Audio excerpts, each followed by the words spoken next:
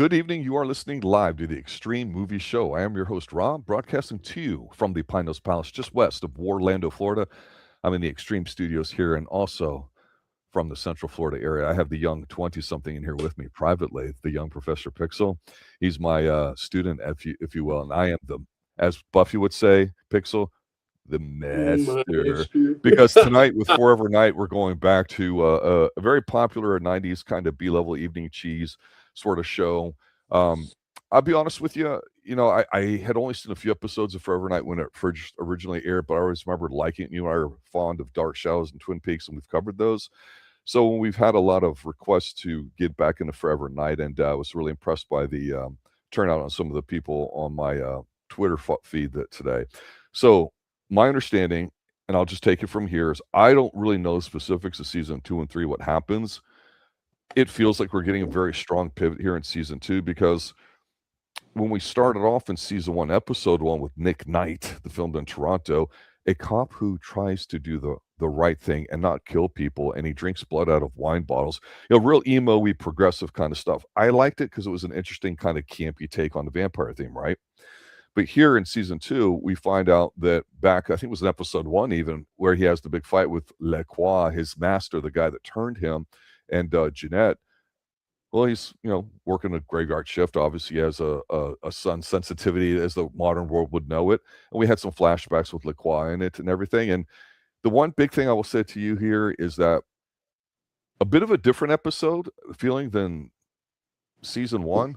I liked it. It was a bit stronger, but you never know how these things go. So we'll see what direction it takes. But we get some major changes in addition to a precinct change. We have a different captain. And surprising to me, I feel vindicated. If I could have spliced this up, I would have and should have, just to be an ass. But in all the times we've been calling it, people have said it's skanky, it's shanky, it's this, it's that, or whatever. And all I hear is skanky, whether it's my DVD that I have, whether it's the Tubi feed, or whether it's on Daily Motion. I get the exact same thing, skanky. And I never wanted to say that because I did not like the sound of that name. So apologies to Sounds those who get skanky. offended on how I said, yeah, skanky, right? Hey, it's good to go Sounds to Portland like skanky. skanky. Yeah, but it's just whatever. It's I feel vindicated. What can I say? But yeah, I actually think this is a pretty strong episode. I hope that the next few episodes kind of continue in this vein where they kind of hit you in the face early on rather than devolve into late night fodder. But enough about me. Let's talk about you, young man. What's your initial take on this episode here, season 2, episode 1? This is the first time that I've ever had 40 minutes feel like 2 hours. Really? Really, this is not. No, we're on the opposite side of the spectrum here, sir. I'm glad to hear that you enjoyed our trip back. I read on the wiki where it talks about how there is a year delay. It went on a short hiatus, and then they decided, okay, they are bringing it back, but they built a new set, they moved precincts, they changed captains, Mm-hmm. and I do not know what happened in that year. I remember, it's always been that B level. That's fine. That's fun. It's But Canadian, bro. It's gonna feel different. it feels like whoever's behind the camera this season, it does not. It feels like a cheap imitation. Let's get into Interesting, the because I episode. mean it's well, I mean, so to tie everything together, what happens in this episode, I mean, is that we're gonna see where Nick gets set up, and we find out Lacroix behind it, because we have your generic drug deal allegedly going bad and some killers and all that too, and he gets his watch planted and all that, and we don't find out till he is this later. But we get so many classic Forever Nightisms, whatever we want to call them, in here between him playing the piano and his swinging singles bachelor pad that looks like it's been upgraded. We get a little Natalie foreplay, verbal only. We get him being a bit, not necessarily emo, because I do miss those episodes, but I thought it was a strong opening. Let's start there and continue through the episode. Yeah, I mean, with our opening, it's late at night. There's a drug dealer. There's a woman trying to get some, uh, and he goes ahead and he does the deal. You owe me money, right? She gets away, and suddenly he is attacked. Um, Hmm. and this man holds him down, gets him, while Nick Knight is going ahead and taking a in his sunbed. Yeah, isn't that cool? And that, He's learning to resist the sun damage that he would get by having a tanning booth up there. That's pretty cool. Come on, that man. that was a nice touch. There are a couple nice touches here Okay. that I will talk about, and I'll talk about once we get later into the quote unquote mystery. It's not a that's not. You know how I feel about mysteries that don't give you any clues. The And I clues are there, understand, Sarah, but they're huh? nonverbal. Their clues are all there. Oh, I'm okay. So after that, he gets up. Natalie has left him a message on the phone. He goes ahead. He drinks some from his bottle of blood, even though he's not supposed to. And then we go to the scene of the crime. Skanky arrives wearing a Hawaiian shirt, and then we have the captain whose acting is. I know you didn't like the acting of the last captain. I felt nothing from this one. It's the same thing. It's just the I have female seen version. more character in a board of wood than I have seen from freaking Captain Amanda Cohen. Things happen in a TV show. Things get recast. Things get written out. I mean, I really don't know the backstory behind it. And the interesting thing is, it's very apparent, right? Somewhere, if they just said, "Hey, this is the role you're going to be," just do it like that. Before, as an actor, you don't always have the ability to put your spin on to try to differentiate yourself. So I'm going to withhold judgment for now. Although I 100% understand what you're saying, right? I mean, on Sunday nights, we're doing season 1 of Miami Vice, RDV and I. He's from the great Midwest, and I was a teenager in the 80s. He was in the 90s. So and you're, of course, in the aughts. So we have these 3 generations looking at stuff, right? And what's interesting there is we just got the debut of Castillo, because the original captain who was playing it did a fine job, but he didn't want to be on the show. So they wrote him out. They whacked him. And now we got this Castillo guy who just kind of like stares around with really, really strongly, and he whispers like this. And he just like, he intimidates the hell out of everybody. It's a great beginning to it.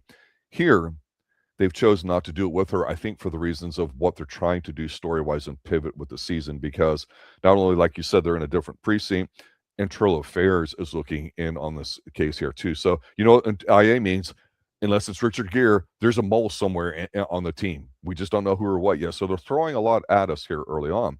But to continue the momentum, it's interesting because, yeah, when we see him, he's a little unshaven. And when he's drinking the ball, he knows he really shouldn't, because that's when Natalie's been basically leaving the message he's listening to. So that's a nice little timing bit there. So there's a discrepancy there between him not needing it or wanting it, and then him taking a bite of it or drink of it, when she's basically saying, "Hey, the more you work on your resistance, you'll get better," right? So that's a first clue. And then the other clues, will come a little bit later. But, we get the setup here. Skanky shows up and all that. And he pauses and he's like looking around. And then when they want to talk to him, his back's to them, because he's quite pensive, looking at the midnight sky. And, of course, it's Toronto. So it's like 3 a.m. in the morning. They're looking up at the Sky Tower, or like that. I think that's the Toronto main channel tower that we see in the opening theme, because it's a great opening theme. They have not changed that at all. I appreciate that. But we get flying around in here. We get all sorts of vampisms and all that too. This is not bad early on, but you're already off to a bad start. Yeah. The opening typical like flying shot that we get doesn't bother me. Love it. Same with the same appearance of Lacroix as he comes in, and I don't know what is up with his face this season though. He had a look last season in flashbacks and that first episode when he gets seemingly killed. But in this one, he looks almost waxy. Do you see that? Like, we have his picture up right now. Yeah, it's.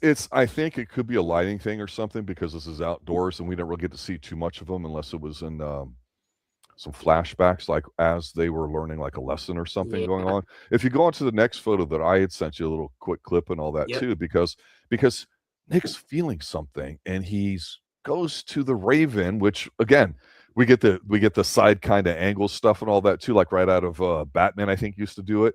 And I thought this is pretty cool, because when he's in there, we get the music, we get Janette with her back to him and all that, checking everything out and all that. And they have some playful banter, and he's a little more frisky with her verbally too, and all that. Yeah, that was weird, right? Because Like, normally he's like, stop trying to have sex with me. I'm too busy thinking yeah. of a murder. You know, and now he's like laughing it up or whatever. It's a different vibe for him, which goes against kind of how it started. But yeah, on this other picture here, what I liked about it was that, you know, I always go, is that wine or is that blood she's drinking? Right? Let's Oh, be she drinks honest. blood. So we're She getting to drinks see some old blood. locations and all that too. And then they talk about this force that they're feeling and they're not sure what's up to it. I mean, and we've already seen Lacroix, so we know what's going to happen, right? Yeah. So, like I said, there's plenty of clues here. So basically, he's trying to figure out who's watching him. He's feeling that somebody's watching him. He Right. senses of empiric presence, but not one he recognizes, which is something silly that we'll talk about later. And then after that, he wakes up the next afternoon and he's looking for his watch. His watch is gone. In all honesty, I thought maybe he forgot to get it back from Janette. Because she reads it. Oh, isn't it sweet? That next night, what happens though? You're going to go ahead and you're having people doing drug deals behind dumpsters, and then a dealer gets hit, and then Lacroix comes on the scene. Lacroix, who cares? Lacroix. After that, Nick rushes in. There is no Lacroix. He's gone. And the body's there. He moves the dumpster. He's like, the body's dead. It's gone cold. It's a woman. And they go ahead. They open up the hand. And what do they find? But Nick's watch. So they arrest him. Dun, dun, dun, dun. You have Lacroix laughing it up. And they're asking questions. What about this night? What about this night? Which I understand that he takes a lot of like absences. He disappears from time to time. But there are many nights when he is with his main partner, Skanky, but that's fine. Skanky is the only advocate he really has other than Natalie, who comes into where the cell is and fakes collecting DNA evidence. Which it's loyalty. I mean, and nothing produces loyalty like being an emo vampire. I mean, let's be honest. These people have no idea what he is, except Natalie, of course, does. So she's trying to help. It almost seemed like in season 1, though, to me, I thought at some point they were lining up for a possible romantic relationship between us two, and they really cooled that, I think, towards the end of that season. So to me, this is just more of the professional, friendly kind of thing that we have, at least right now. I'm sure they'll tackle that at some point. I just don't know why they didn't give Natalie some strong stuff, because she's likable. I always thought she was kind of a nice add-on, not just a filler, right? Yeah, she feels like a... I don't know. Maybe I'm misremembering the first season, because she felt solid and competent. In here, she feels like she's half there. Let's talk about the flashback scene now, because here we really go ahead. We have Janette as she's drinking the blood out of this young woman, and then you have Lacroix talking to Nick, saying, "Hey, you have to feel this is what I've made you," and I gotta slide with it, bro. Really. That's the third one I sent. The flashback where he's got the mullet. Oh yeah. Where he's wanting him to, where he's like, sorry. I hear you, but I don't see you. And then, of course, this is some of the stuff that I like and I look forward to, because you just a little bit of it here and there goes a long way, because you hear the voiceover, then stop using your eyes. I'm like, oh, that's what I'm talking about. And he says it in that funky French tenor kind of thing or whatever. I love it. This is great, because look how horrible that wig is on him. But like any good goth show, you need natural lighting. So what do? You light a whole bunch of candles. The smoke machines are on full blast too a lot in this episode, which again, you automatically get +1 for that. Those are cheap thrills, but sometimes cheap thrills are the best thrills here too. But the idea here is that what we've seen up to now, some of those clues, he had an unsettling feeling stirring in him. and he, went to another vampire, and she's mentioning about she felt it too. And they've been around for hundreds of years. And so we know it's Lacroix, but of course the flashback is basically where Lacroix is basically saying in the role of the master, hey, you have abilities, you need to be aware that you have other things and put yourself in a different frame of mind to use them. So the thing about Lacroix, I will say, is this. I was surprised in season 1 how I felt he was underutilized, and then it just became like, hey, we're a cop show late at night and working our graveyard shift. Oh, but you happen to be a vampire, but he doesn't know it yet, or I don't know if he ever will. Right, Skanky. So they kind of just let it simmer. And so I don't know if they're going to try to do that more in here, because I mean, there's a lot of things that they could push, and they just haven't pushed very hard, I feel like. And I feel like this is an attempt to do it by showing how we don't know why Lacroix wants him, even though he turned him. You saw something in him, a certain innocence, if you will. We saw him struggle with that emotionally, which is the setup of his character, which I like that. That was a bit of a different take, right? In all seriousness. I feel like we already got that in the first season. I agree. I agree. Everything that we had in the first season, like with the flashbacks, they all felt substantial. This one does not. This one is showing him learning how to sense another vampire, which is something we already know he can do. True. Why are you teaching me about a power I've already seen? Well, maybe it's just a reminder. Because the season's been off for a year. You know what I'm saying? Maybe they're trying to ease the viewer into it because it's a late night show. I don't know. I think it's a legitimate question you have.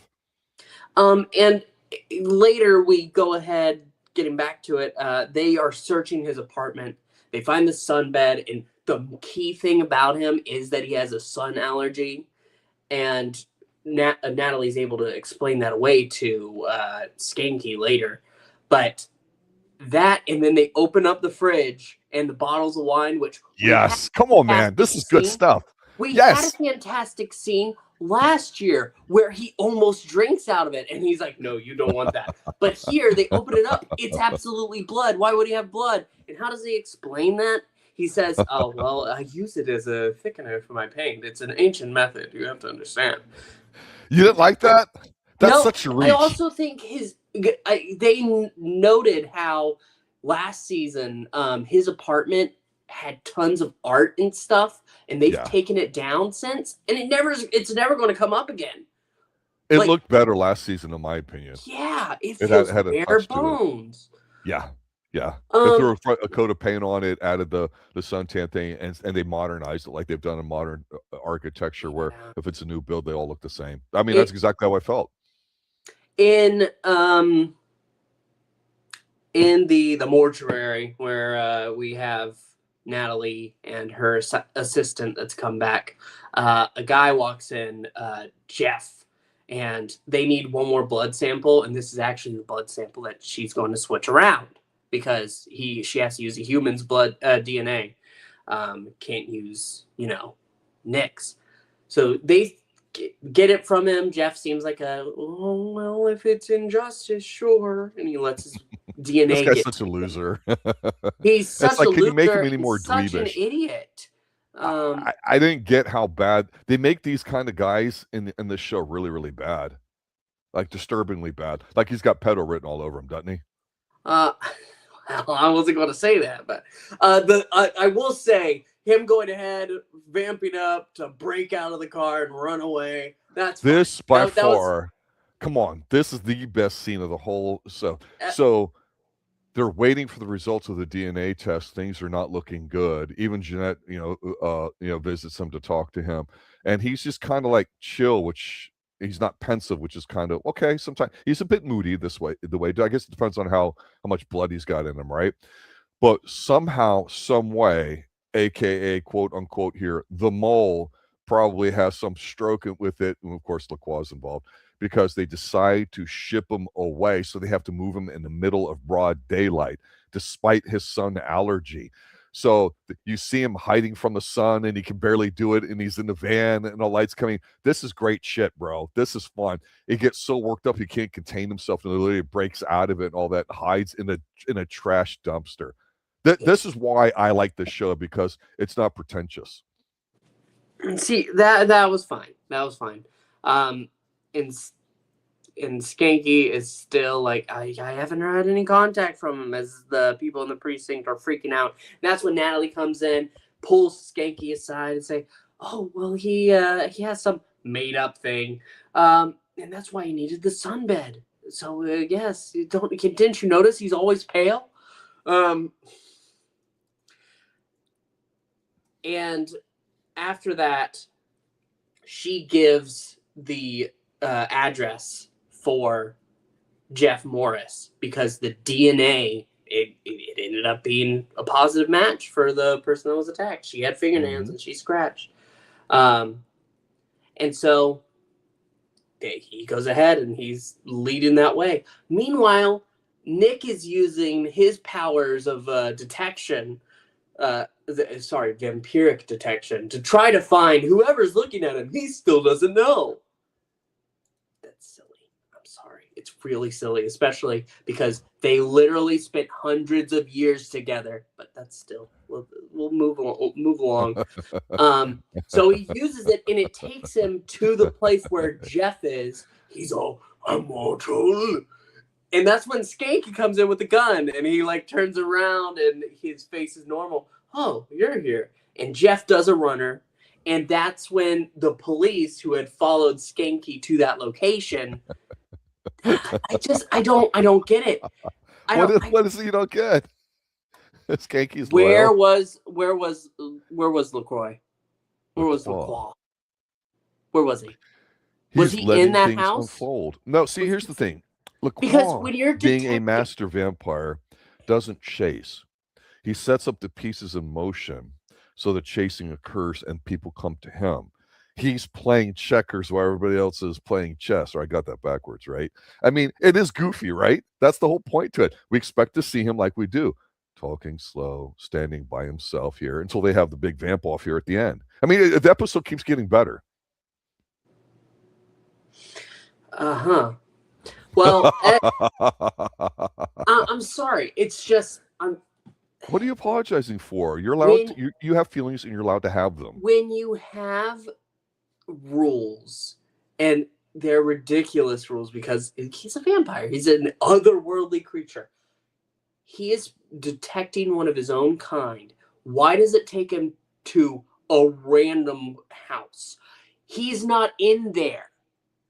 He is not detecting him unless Jeff is actually the secret battery for vampiric energy that's calling him. No, it's ridiculous.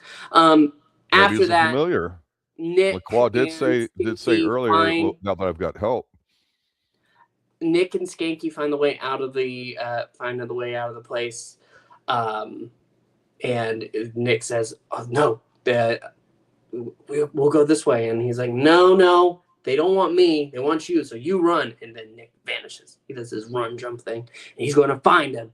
And sure enough, in a warehouse next door, he walks in, and Lacroix reveals himself. Lacroix. I look at the name of that drink every day. That is how it's spelled. Get it right. It's French, so it's supposed to sound wrong.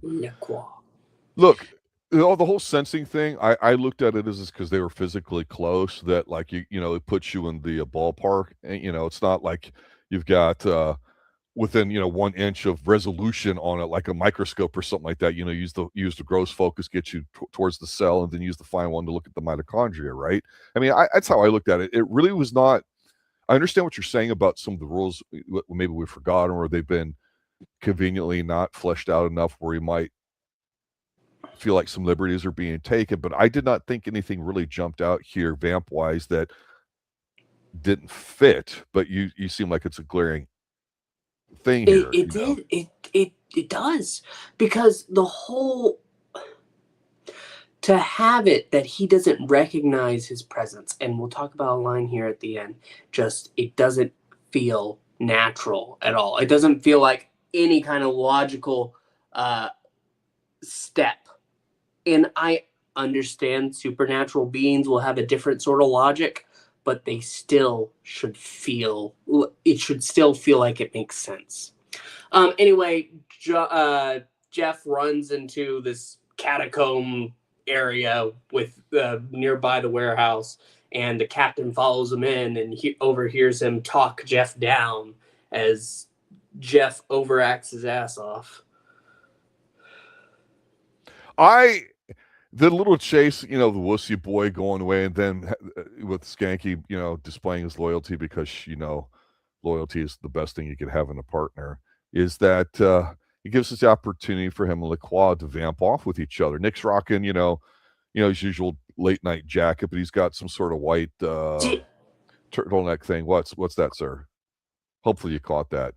No, I was going to go ahead and say, because we do get a flashback to when Lacroix was killed in the last season, seemingly. I do not remember the fight being so poorly edited.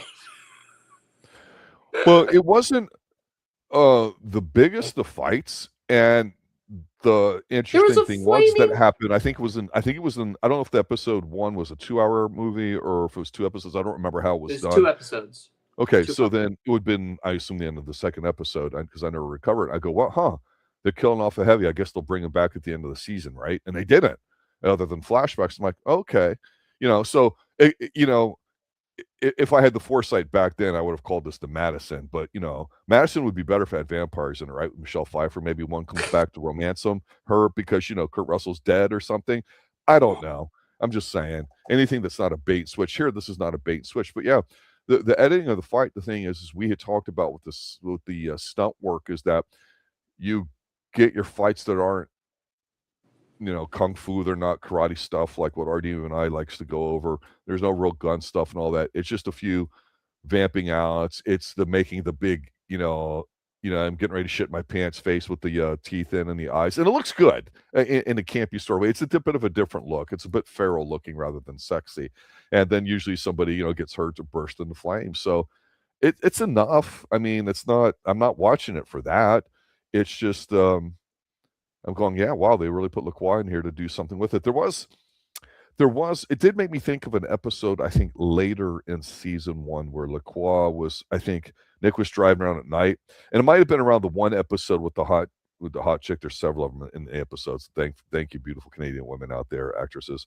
But there was one where, I don't know if it's the stripper one, or I think it might be the lady who works radio overnight, because we see the actor who's Lacroix kind of talking to Nick over the airwaves live, like at 3-4 in the morning and all that too, but they didn't really do anything with it. So I clearly remember that. And maybe I'm just not making that up at the top of my head. Maybe that's going to be a thing. But I had no problem with how this worked out towards the end here, because obviously they capture the guy, Skanky's there, the no-name captain chick's like, oh, you're good to have such friends. Yeah, something worth living for. And of course, his voice goes from this to, absolutely, you're right. And the very soft, nice one there at the end. But yeah, we get him fighting with the turtleneck. We get the wind blowing in his hair. We got him wearing some sort of pseudo sort of thing here. But the thing with Lacroix that bothered me from season 1 that I did change my opinion about is this.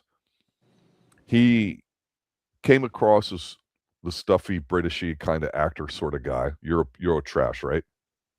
And that's fine. I'm not knocking that. Frank Langella did a tremendous version of it in the late 70s. And you were tall, big, you're athletic. I've talked about the whole Hammer horror films that we've done so many of. You've done the Karstein trilogy with us, the Lesbian Vampire trilogy. RDB and I has done the classic ones. This one with Lacroix, it's different, but looking at him is kind of like one of the last episodes in season 4 of Columbo that you and I reviewed, the one whose name escapes me. That might be Freeze Frame or something, the one that had the video tape and all that, which at the time was cutting edge security thing 50 years ago. And it's got that Oscar actor from Austria who did a phenomenal job. He had very weird looking haircut, but he was a phenomenal character.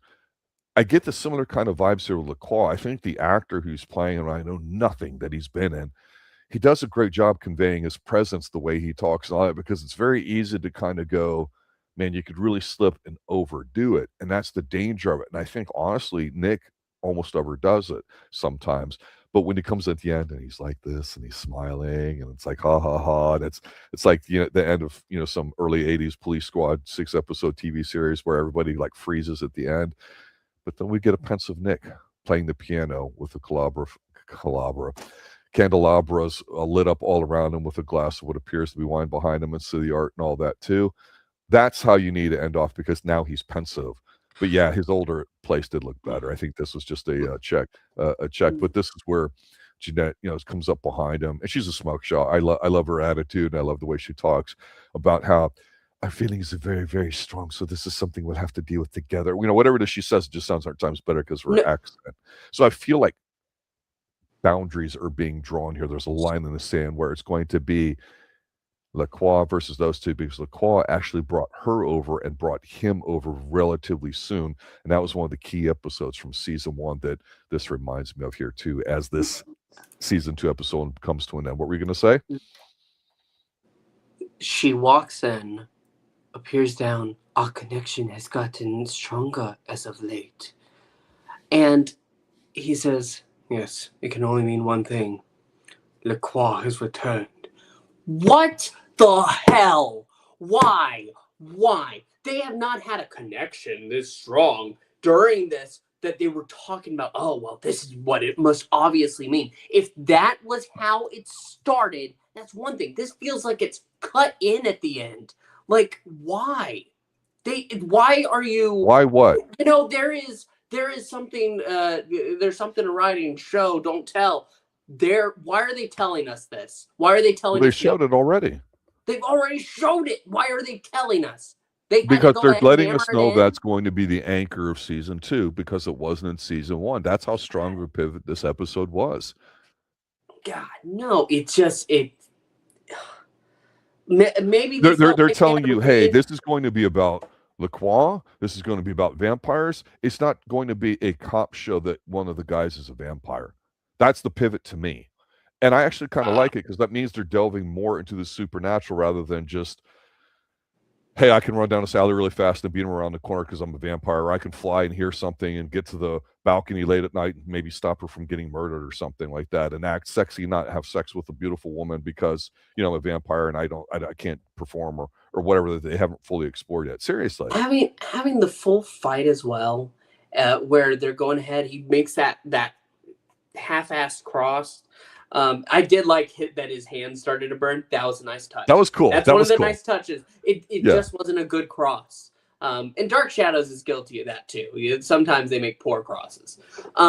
But doing that, they were fighting, and then they're on top of the roof. Oh, well, you can't have your life. What?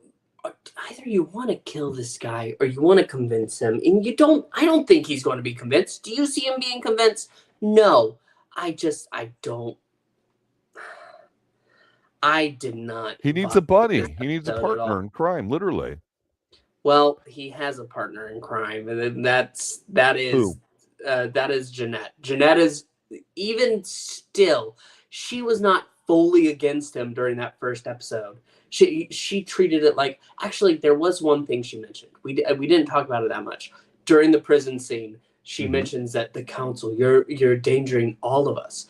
A greater vampire society is an interesting thing that might come up, but it wasn't about that. It wasn't about, well, Nick, you are breaking the rules of vampire society right now. It's time for this to end. And I'm just... Well, that makes her interesting because she's sexy. She obviously can play both sides. That's a nice, interesting role. We know that the Raven that she runs is a place where it's kind of like the Continental was in John Wick, right? Where supposedly if you go there, it's like a neutral zone in a way. I mean, that's not uncommon for things to have it, truce on Christmas or something. It's just okay. And you're right. She did mention that. So I don't know if they're going to have something like the role-playing game, like the Masquerade, where, there's councils and there's different clans of vampires that do different things. So to me, that even adds further to what I said before, is I thought this was a very strong pivot. And I'll be honest, I think it was a very ballsy approach with so many big changes after a big delay where you go, you know what? We got renewed. We need to change some things up here. instead of doing the typical cop thing here, we're going to lean into what makes it unique, and that's the vampire element to it. So we're going to bring Lacroix back. We have to change up the captain for whatever reason. Like, okay, makes a woman, Asian woman. Oh, that's fine. She's I can't fault her for the way she's written and how it's put in. I can't. And thankfully, it didn't. If nothing more, it's an excuse because everything else that's going on is what I think our attention should be on. So I felt it was well directed in that sense. The look of it aesthetically might be a bit different with some of the lighting, like you mentioned, how his face looks a bit different. I did not like Nick's updated swinging singles bachelor's pad. I like the look of it all. It was a bit more brooding and a little more medievalish or whatever. This one looks a little too modern.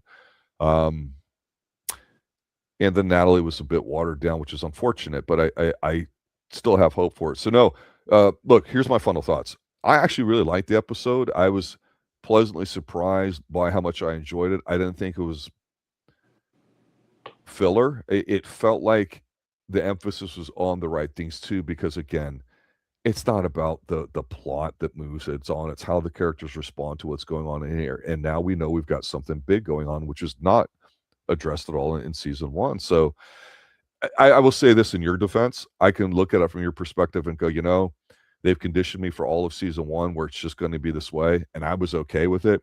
Now they go and do something different. I understand it. I'm only simply saying that because I enjoyed this first one, they better keep up going in this direction, because if they go back to how it was before, that's going to be bullshit. But we'll find out next week as we review season 2, episode 2 here on the Xtreme Movie Show. Final thoughts for you, sir? Get it out. Get it off your chest while you can now, sir. Yeah. No, I am not a fan. It's not that I disagree that there are interesting angles that can be taken, more of a focus on the vampire world. I feel like, and I'm pretty sure the last season ended with a tease that Lacroix was returning. But his, I feel like the threat of him returning was more fun than him actually appearing, which is disappointing because he was one of the stronger elements of that started that first season that helped get us in. And actually, did you ever read the books from Anne Rice, the Vampire Chronicles, those things, Vampire Lestat, Queen of the Damned? No, did you? Oh yeah, they've been around. I think I want to even say late 70s, to be honest with you, maybe at least 80s. And then of course the movies came out, I think in the early 90s to mid 90s, got popular. And she, I think, became Christian or found it again or whatever later in her life or something, and tried redirecting some of it. And I haven't read her most recent works or anything. But what I remember at the time that I thought was an interesting plot, and they allude to it a little bit in where Brad Pitt's the vampire, because him and Tom Cruise, they just don't look like him to me at all. They look like little boys. It just, I'm not knocking them as actors because I actually like them both a lot. But like, was it Kristen Dunst was the little girl that was made a vampire, like 12 years old or whatever, not quite, female age, if you want, you know what I'm saying? And the idea is not necessarily the creepiness of her not being of sexual age, where everything is. It's about her resenting the fact that she'll never get a chance to have been a woman and all that. Even though mentally she grows older, she doesn't know what it's like to have experienced lust or relationships or those kinds of things that life gives you, where if you're older and you become a vampire. And that drove like a key wedge between how they go through. I mean, it was an interesting idea that she prodded between about boredom and how to have a life and kind of like fade in and fade out of one particular generation and try to like reinvent yourself and to the public at the time.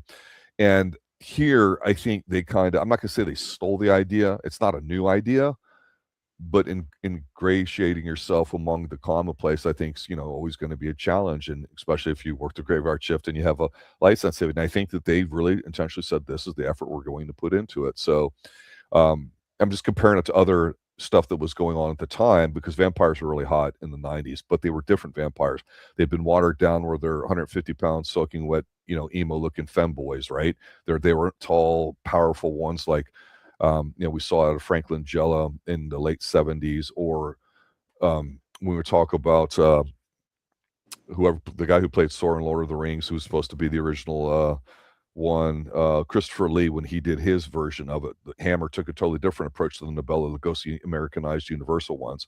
So it's just interesting that you have these kind of emo-y progressive type storylines dealing with vampires, and it's a different take to it altogether. So I could definitely see we're not united on our front for this, but it'll be more interesting to see which way the show decides to go as we review that next week. Anything else?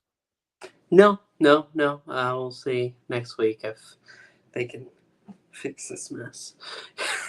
Good night, everybody.